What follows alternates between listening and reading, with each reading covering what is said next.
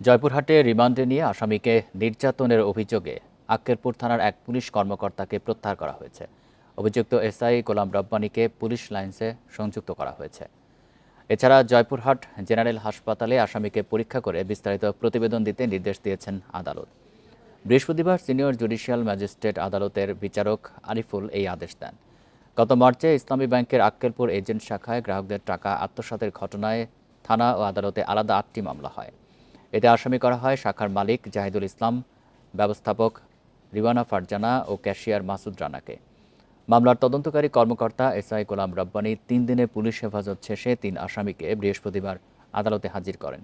এ সময় আসামি মাসুদ রানাকে আরও ৫ দিনের পুলিশ হেফাজতে নেওয়ার আবেদন জানানো হয়। তখন মাসুদ রানা আদালতের কাছে তার ওপর নির্যাতনের অভিযোগ তোলেন।